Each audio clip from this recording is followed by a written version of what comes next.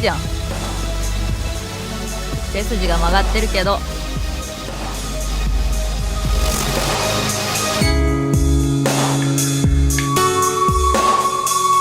これは魔法の水じゃん。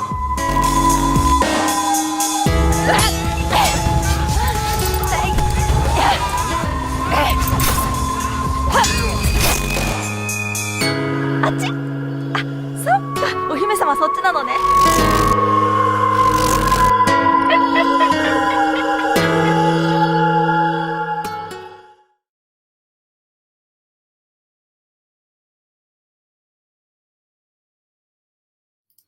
So everyone, my name is Don Anderson, one of the co-founders of the Asia VR Association. We are a very ad hoc, loosely based group of VR and AR and Metaverse enthusiasts.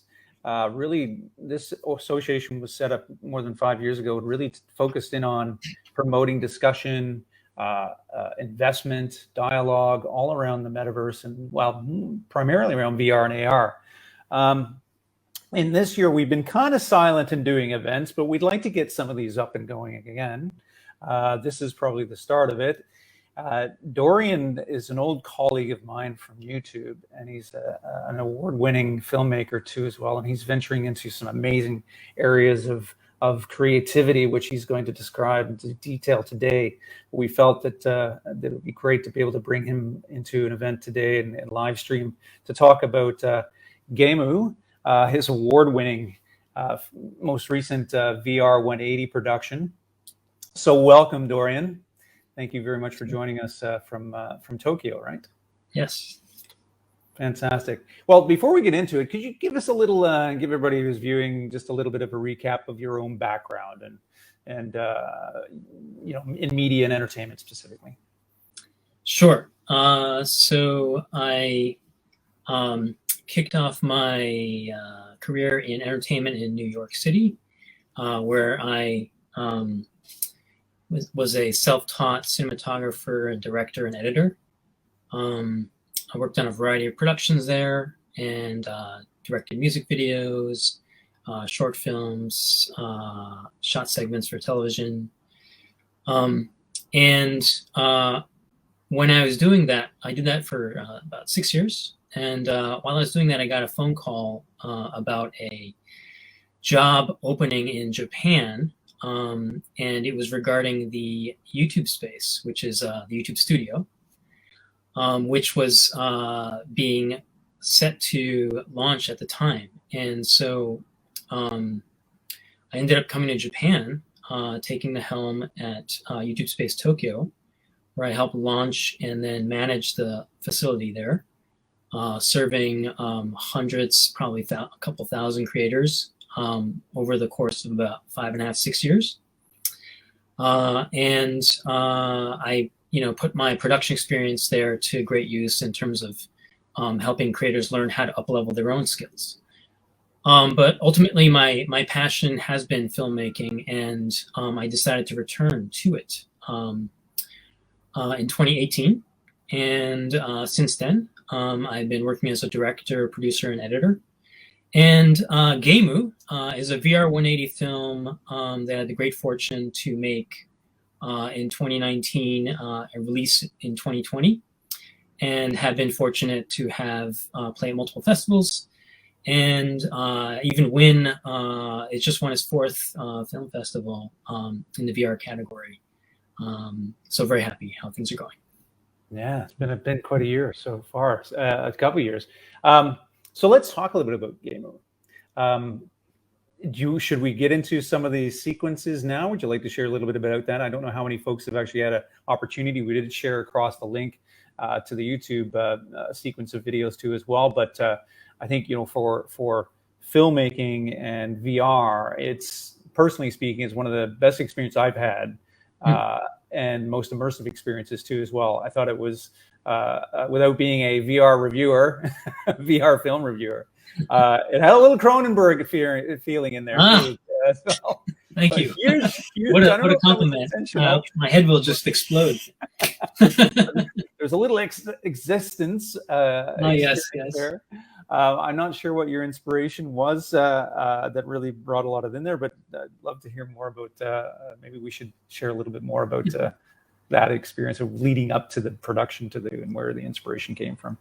I'm just happen to be a big sci-fi fan. And I've always loved the genre, and yes, Existenz and Cronenberg and any of a number of great films in that category have been my inspiration. And more recently, Black Mirror, of course, and then AI being a thing over the last few years, really gaining steam, and as well as virtual reality coming back kind of from its brief appearance in I guess it was the 80s or 90s with Nintendo, and then disappearing, but finally coming back with the computer power and everything, and also gaming. And so for me, this project was the juxtaposition of storytelling in gaming, like RPG games where there are entire worlds and multiple narratives that are like developed by huge teams of people, for gamers to experience and enjoy, and then and then film, and then VR. And so this project was a juxtaposition of these three fields, and they kind of I wanted to kind of explore storytelling by bringing these three things together. Fantastic. And I just, one note that I took away from the whole experience is the humor that you've injected. How was it in working in VR 180 too? Because it's a complex process and experience, I assume. I mean, the amount of work that you're looking at. Could you detail a little bit about that and how you put that together? Sure. Yeah, thank you. With regards to the technical aspect, it was my first VR 180 production. I had been involved with 360 quite a bit at the YouTube space. We were one of the first to bring in the technology, and we pushed it pretty hard, especially the Google Jump rig, among a number of other rigs that we had. And I was, from that time, I was very intrigued by the format. And with VR 180, I found it an interesting medium right in between, traditional cinema and 360, because, it is just half the sphere. So, you can argue that it's not fully immersive, which is fair. But on the other hand, it does fill your entire peripheral vision. So when you are watching a piece of 180 content, I think you can be immersed. And also, I want to point out that we're used to watching, cinema and every other form of video in rectangles, floating rectangles in space, and we don't really question it. But if you think about it, it's just a tiny little square, that we're watching a lot of things on. But we get fully immersed, in the story. I mean, all the great films of history, are very powerful, So I think what I found making this film was that it made me think about all these different things that are involved in storytelling, and the way that we're kind of inculcated to and trained to kind of understand stories in certain in these formats. So with this one, I wanted to really take a challenge. It was a challenge for me to kind of tell a great story in a new medium. And the actors themselves and how they work within that. What was the experience for them, or at least the feedback that you got from them in terms of the experience? Some noted how it felt a bit similar to theater, which is also something I was thinking when I was working with the actors, and we kind of mentioned it to each other, because there's no close up, there's no there's not much guiding the viewer in the traditional sense, using camera angles and such. So it's kind of on a fixed wide, so to speak. So the actors can move around and they're still in the shot, and there's a fair amount of freedom. And so that was interesting for them and myself as well. Most of them, I think, all of them told me pretty much that that they found it very, quite a thrilling experience. The whole thing, like, it was just so unlike anything they'd experienced before. So it was very positive. The humor that you, I love the humor. It's like you really did well, I think, on the actors selection. The male character, he's particularly animated throughout. Was that planned? Did that all just kind of, or how much of that was kind of like theater, very kind of, on the spot? Oh, like improv, yeah. Like, no, thanks for mentioning the humor and responding to it. I'm very happy to hear that because, I wanted to make sure that we didn't take ourselves too seriously, but also that in the gaming world, especially, there's a lot of humor. Like, if you go on YouTube and you see gaming clips, it's all about this people bungling around and just wacky things happening. So I was like, I knew that if I was going to make a movie about gaming, it's got to be funny. Like, it's got wacky stuff's going to happen. And with the actors, they really enjoyed it. I'm trying to think if there was any ad lib moments, but I think most of it was planned. Like 90% of it, I'd say, was in my script.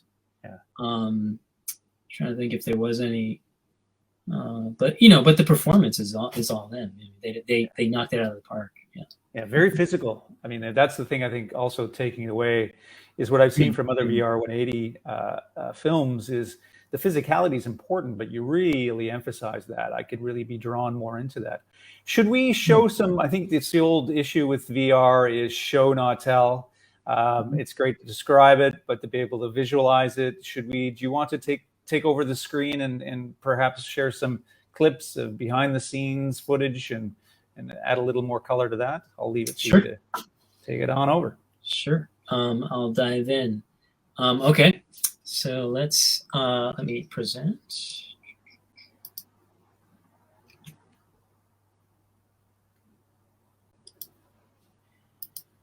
And while we're waiting, we've got a link. We'll share it again.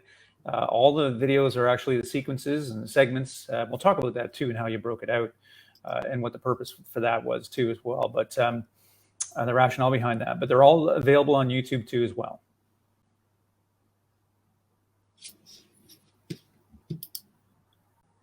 Second, that's weird. Sure. Here we go.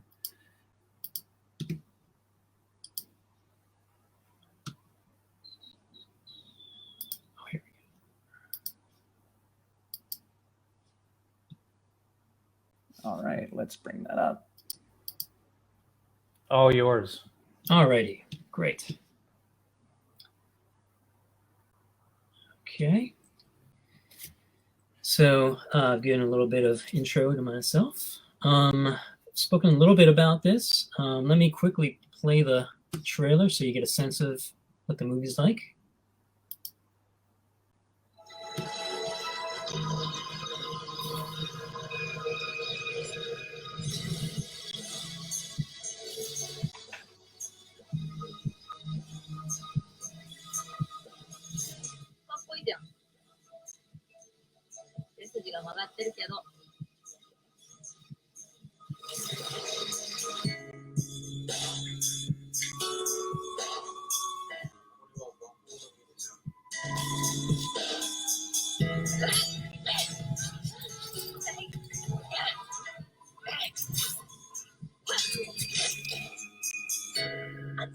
Dorian, how big was the cast?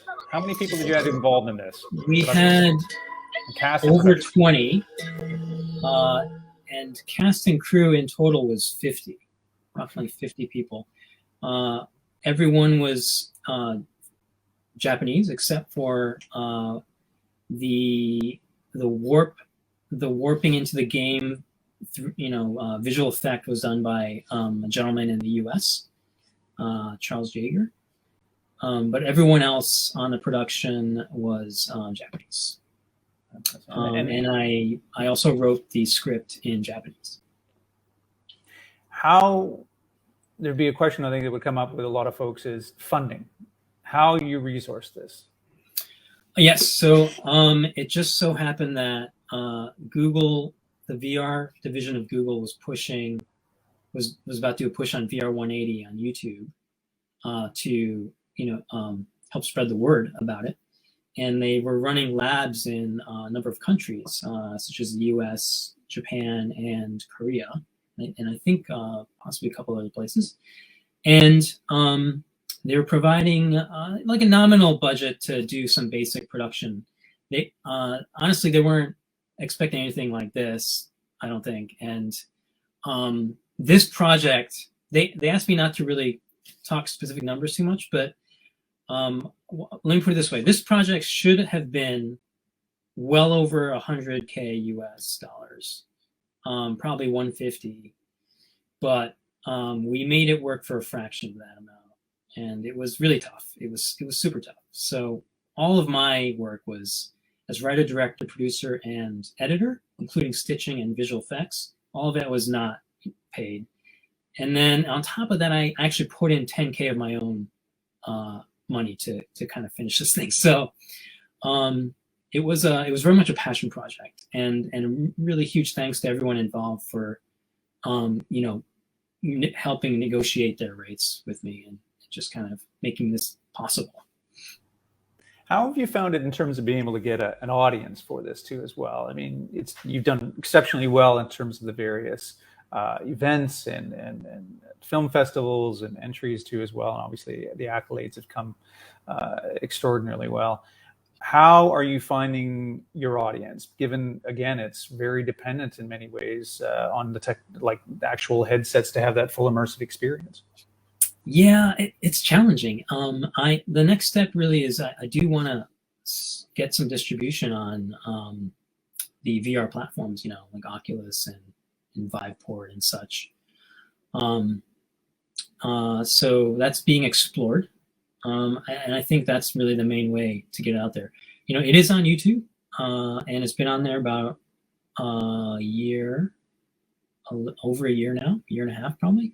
And it doesn't have that many views. It's got 5,000 views. And I, having worked at YouTube, I'm aware of the way, you have to do your channel. And I haven't really been doing the YouTube, the YouTube way. I just kind of have it archived there. So obviously that's partly to blame. I do need to put more content on there, and that's kind of in the works. But yeah, it's been challenging to get this out there without like an actual marketing budget. And when I should mention, I actually had my own VR cardboards made, with the poster image, on them. So like nice little pieces of merch, but I gave them away, gave a whole bunch of them away last year when we released the film, to just kind of get people to, see it, because most of the people, it was on social media and Facebook and such. So like most of the people in my immediate vicinity were not hardcore VR people. And I wanted them to get, I wanted to get them to try it. And I got like almost, everyone gave me huge, like positive feedback in terms of like, especially those who had never tried it. They're like, what is this, is like possible, like on YouTube even? Like, so, yeah. How did you manage as you're going through the production? Do you test it? What is that sort of to ensure that you're really you're developing or coming out with something that you can really put together and use? And how did you approach that? Yeah, great question. Like it was terrifying. I'll say it now. It was terrifying during the production process, because I came from production and I understood, but like there was nothing like this that I had seen. Or very few pieces of content out there that were, with a narrative structure, and that were live action. And it was very important. For me, it was important to make this a non-interactive piece. I wanted to achieve a piece of work that you could view without getting bored and without having to interact with. Like I'm not a huge fan of like the whole the Bandersnatch thing. I get it. I think it's cool, but I generally prefer to just watch stuff, and be immersed in the story and just being in for the ride. And so for this piece specifically, in the future, I do want to try interactive stuff, but for this piece specifically, I just wanted to make sure I got the viewer like in and held them right till the end, So that was the challenge. What was the yeah, in terms of like other examples. So I watched The Limit by Robert Rodriguez, and it's a hugely ambitious, and I think it's awesome that he went for it the way he did. But in the last third, it's really hard to watch, where it just get like motion sick. So when I did this, when I dove into this project, I was like, I want it to feel like there's an expansive game world. Like you can't, it shouldn't feel like you're in a movie. It's got to feel like you're there. The game world is like run by AI. You could go anywhere, and there's got to be plenty of action, right? Like samurai sword fighting action. How badass is that? Like you can feel it firsthand. And throw in a few zombies for good measure, and and also like ride a galloping horse, and not get sick through the whole course of the film. Was like these were my goals. So yeah, it was terrifying because I didn't know when I'd sit down to edit it, like would it all come together, like, or would it just be like this like mishmash, of scenes that didn't work, So I was like, I honestly, didn't know until I pulled it all together. And of course, huge props to the ambisonic sound mixer, Masato Ushijima at Sonologic Design, who, created the sound environment, a 3D sound environment, a responsive 3D sound environment, where, if you turn your head, the sound, moves directionally depending on where it's coming from. And also, he had a composer who did this, amazing soundtrack. So with all the pieces coming together, yeah, it just, I think it finally worked. But yeah, it was terrifying. No doubt, it's like walking a tightrope, right? You never know where you can end up on which side. What would and on that, advice to others who are venturing in or looking at this format as a means of delivering their vision, their story, etc.? What are some of the kind of words of wisdom that you would guide them on or deliver to them? Well, I guess I'd say that, as I mentioned, I touched on earlier, how, we're conditioned to watch content in a rectangle, which is, if you stop to think about it, it's kind of BS. It's like, are we really doing this? Like, like we have the technology that far exceeds the rectangle. And I respect it as an art form. I truly do. And I intend to make content, cinematic content in the rectangle. But like when you have the opportunity to do VR, those boundaries are gone. So might as well kind of free your mind and like really think of, really kind of let the dog off the leash and kind of roam and see what you find. Because I have a bunch of ideas I haven't tried yet with regards to VR storytelling. So yeah, I'd say, just don't be restrained by the it's only POV. Like, really? Is that really the case? I challenge you to go against, or question. I challenge you to question like that it's just POV or not. Where do you go from this? Are you planning more of this format of storytelling or more releases of this nature? I mean, it's quite the investment. Yeah. The budget notwithstanding, I fully intend to make more 360 narratives, fiction, as well as VR 180 with the right opportunities. But I have been writing a number of pieces that take place in 360. So I am looking forward to eventually getting those in the works. One project I've been sketching out is the sequel to GEIMU. So in one of the scenes, if you've seen it, you'll know that there's 3 floating icons, and there's a gun and a flashlight and samurai helmet, and she chooses the samurai helmet, and we enter the medieval Japan game world.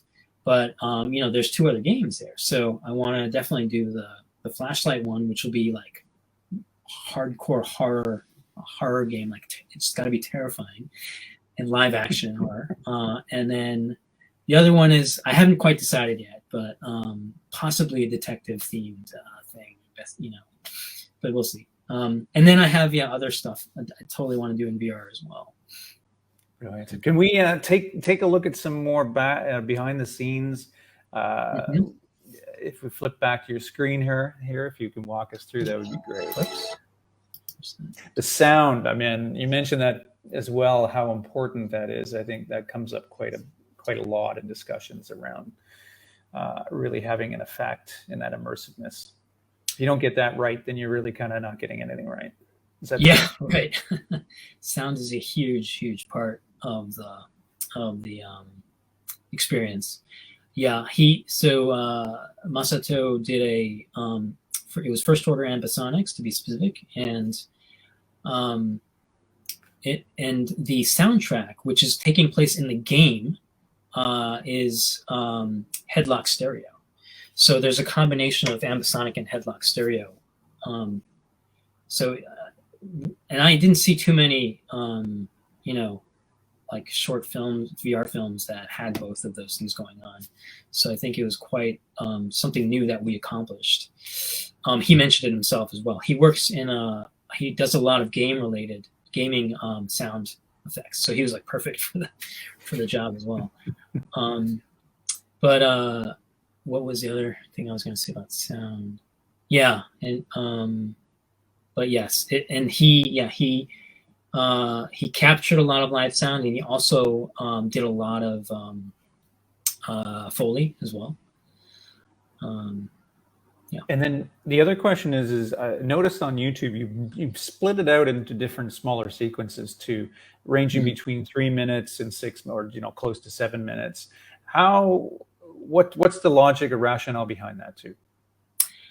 So that was partly more of a YouTube strategy thing where, it helps to have more pieces of content as opposed to just one. But it was also part of Google's initial requirement for releasing the content on YouTube.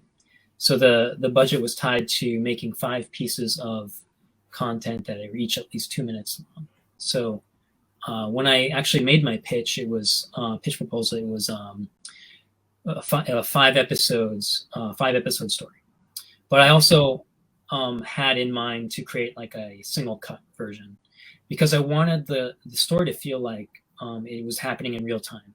So right from the pretty much the beginning, during the hacking, and then thereafter they dive into the game, I wanted to just feel seamless. Like it's just, now you're in it, and it's one thing after another, and it's like there's no skipping and such. And so that was another challenge, was how do you create that in the moment feeling when you have to transition, right? Like you can't just stay in one place. I mean, I didn't want to stay in one place. Sorry, I should say that. You can, but in this film, I wanted to move around. So it was like, well, how do you move around, right? So that was another thing I had to work into the story. And also there are a couple spots where there isn't passage of time. So how do you do that, right? And so that was worked into the story as well. What I appreciated with what you put together was also that you create that experience of a gamer, right? So as a gamer myself, having those and seeing the interactions with those typical sort of icons and such gives you that more direct sort of sense that you are the player, right? You're in the the shoes of the actual character themselves going through this exercise. Mm-hmm. What I also really liked is it is theater, right? I could sense, with your background, that whole theater sort of presentation experience too. So it's not just there was a combination experience or takeaway that I got from it was like attending live theater, only you're really deeply immersed in it. Is that I assume, again, that's very much the intention. Oh, like theater in terms of stage. Yeah, exactly. Yeah, the stage theater, classic theater. Oh, interesting. Oh, that's an interesting comment. I hadn't heard that before. Yeah, so that's very interesting. Thank you. So that, I mean, it felt like you were there with them, kind Exactly. Like you're almost a bit of a performer in a way. One of the performers with specific, with a lot of your secondary characters and actors that are participating. Like when the ninjas come in, right? Well, I don't want to give too much away of it, but that experience, right, is in the interactions we're having right there. I felt like I was right on stage. Very interesting. Yeah, and that's great. That's great to hear, like that you felt that you were there with them. One of the things I also was not unsure about was, when we do POV, there's a whole thing, should the character speak or not, right? And in tradition, well, in the last, I mean, when VR started to come back again, it was kind of like the rule that, the POV person shouldn't speak because you're the POV person and you're not speaking. So there'd be a disconnect. But I disagree with that. I think that you can just be there you can be the character vicariously. And, there are a lot of, again, there are a lot of things we're conditioned to accept in a rectangular format. I don't see why we should be putting rules on VR yet, like it's so new. Agreed. Yeah, you've got to experiment. I think that's the essence of it. That POV, it was like over the shoulder, but you're kind of in the shoes. I liked how you flip back and forth though, right? Because in typical game fashion, without giving too much away again, if you lose a life, you're back and you can see the actors in terms of their response. So there's that really kind of almost again, the physicality, that physical humor component, I think keeps you all the way through. Other what I've seen in other sort of experiments around VR 180, it's just often just straight linear storytelling, right? This was slightly different. And I assume, again, a lot of that was kind of experimental, intentional, accidental, perhaps. Yeah, like I've watched a couple recently at some online film festivals just the other day, and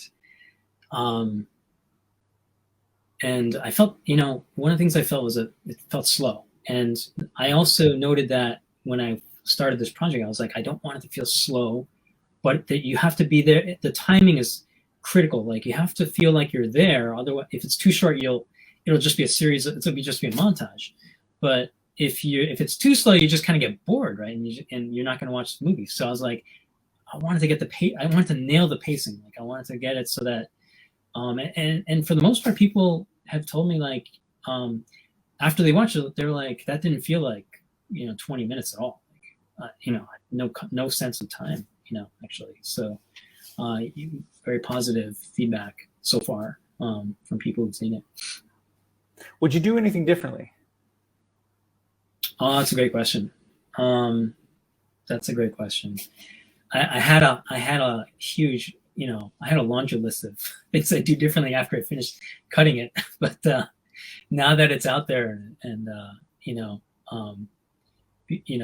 already, I haven't really thought about that so much, but there were a couple things that oh yeah, the big one really for me is the intro. Like I had a different intro in mind that was much more like ambitious, and I had to scale it down due to the budget. And for instance, we shot at the YouTube space, which by the way was kind of weird being there as a person who had helped create it and then to be there as a creator. But when I was, but that saved studio budget. There was no cost in terms of using the space itself. And then, so like I had a much more ambitious vision for the opening that I actually, wrestled with. Maybe I should just, put down some more of my own money to redo. But ultimately I was like, I just got to get this out there and, we have to kind of move on to the next project. Right. So, that was the big one for me is the opening. I would have done something much more ambitious. It was a different story, different setup, but also even with this current setup, I had a different idea of the AI, making sure that you understood that the AI was part of this device, like a device, like a Google Home device that was hacked together with a gaming console. So like the AI would flip across the room like into different devices, and you'd see it, like, we'd get a third person perspective of the device itself. But I couldn't do that because the studio was not a 360 environment. It was just traditional 3 walls. So I was unable to achieve that. Fantastic. Should we take a few more looks at some of the back behind the scenes footage too? I know you have a few clips too as well. Sure. So just introducing the leads here, Ayumi Sekiguchi and Katsuyuki Miyake of Asai Kikaku talent agency. Ayumi is actually a VR artist herself, and she recently been doing very well in the what's it called, the NP, the NFCs. She just has been selling her artwork as NFCs and quite a sum recently. So she makes this incredible 3D like artwork. It's just like a whole worlds. Like she just makes them with, she's very talented. And then Katsuyuki is talented actor on TV and stage and film. So you can catch him on those other formats. Here was some supporting cast. I'm gonna kind of breeze through, just but you can see who's who here. So Natsuna is the ninja boss, aka Kunoichi, which is the Japanese word for female ninja. Rino Ukawa is the voice of Pixie, which is the AI device, and Hirotaka Imanishi is the daimyo. And behind the camera, we're seeing his arms as if they're Emi's arms, and doing all the action is Koken Sugiura, and who happens to be a Japanese samurai archer as well as being an actor. And Renge, the horse, is also an actor in her own right. She's been in a number of films, including one of Takashi Miike's period pieces. So she's a star. Here, introducing the ninjas and the fight coordinator, Masaki Komatsu, the Kappa creatures with Sueo Sugimoto, aka Chara, the creature effects specialist. Let me see if I can. Key crew. Let me just see if I can jump ahead to some clips. So here's some behind the scenes images of us filming the bridge scene. So this is when Emi jumps into the air. We have a quick crane with a Ronin and the Zcam K1 Pro on it, jumping into the air. And so her arms were added later in post. An interesting side note on for those of you like technically into this aspect, interesting side note about the arms that were composited into the jump shot where she jumps into the air. I actually had the whole body ready to composite, and I did composite it in.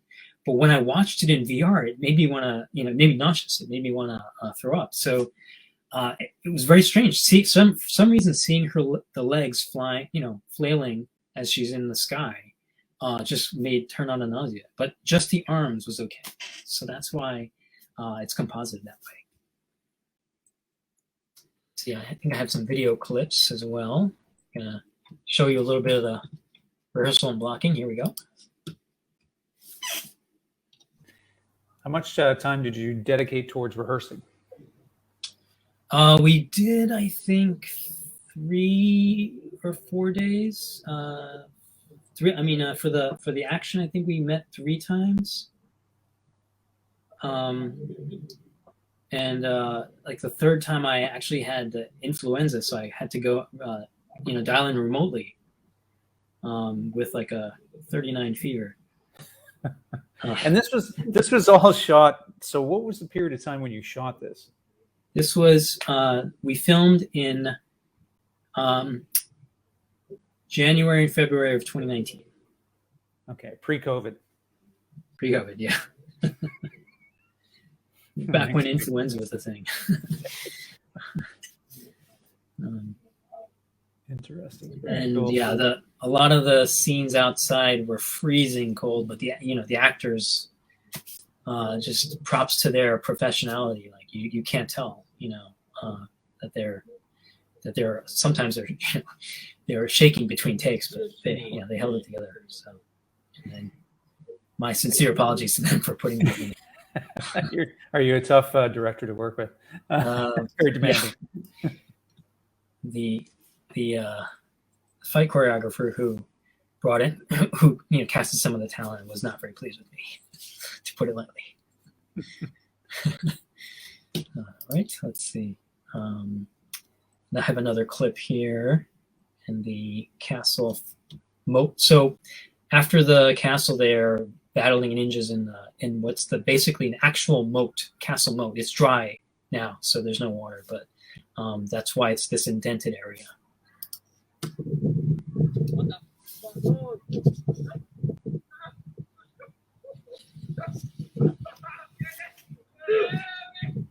Dorian, how do you, with the cameras too, the setup? One thing I noticed too is you're using a very high grade VR 180 camera for the output. I've seen other productions that maybe are not as, I would say, as high quality. The gear itself, I mean, how did that's sourced through, obviously, with working with YouTube, but this is a couple of years back. How do you see that changing? Is it there yet in terms of really providing the level of credibility or quality that it should? Are we still away from that? Yeah, great question. So I have the camera right here. It's a very small form factor. It's the Zcam K1 Pro. Very pleased with what we got. We shot it at 5.6K, which is the max resolution at 30p. There was an option to shoot 60p on it, but it was 4K, and I felt it was just not enough resolution. So quite happy with the 5.6K resolution. To get a little technical here, it is 8-bit, which I really wished we had 10-bit on it. But the colorist, Masaki Imanishi, he did a killer job. Like, he just knocked it out of the park, despite it being only 8-bit. He told us that he was actually quite impressed with the color that the sensor was able to capture on it. And so, and we did use a really heavy codec for post-production. We used the DPX codec. So that gave him a lot of leeway as well in terms of the color correction. But yeah, in terms of technology for here and out, well, so Canon just released that awesome VR 180 lens for the R5, which is very exciting. So that means 8K production is possible. So yeah, very excited about that. On a side note, I wish Canon would release a 360 camera, but yeah, excited for the Canons to try out Canon's VR 180. Dorian, do you mind holding up the camera again? Unfortunately, I didn't catch that, but that'll give everyone the opportunity just to see what you were referring to earlier. Was it Isagar? The two very, very nice lenses and a decent sensor. Yeah, I forget the exact size of the sensor, but pretty good. Pretty good. But yeah, the Zcam, what is it? The K2 Pro, I guess. The new one does have 10 bits, so I mean that's amazing. I mean, I would love to shoot on that as well. Yeah. Fantastic. Well, cognizant of your time, and again, I want to thank you for taking time out to talk and be able to present to our group. And I hope folks are able to tune in, whether they see it now or they can see it later. It'll be remaining up on the page and or the group site. But any last kind of observations? Again, where and what we can expect. There's a lot of discussion around the metaverse now, and VR at one point kind of had its day when Oculus, the acquisition of Oculus by Facebook, and around 2018, things kind of got a little quiet around VR. And it's suddenly, now people are talking again about VR, but within the context of the metaverse. And of course, Oculus Quest 2 has done phenomenally well, A lot of that driven by, of course, people being in their homes due to COVID and such. But are you feeling the wind in your sails when it comes to this type of this medium? That now that it is landing, that we are going to see more of this, and it's not just going to be something that was kind of a passing trend or fad.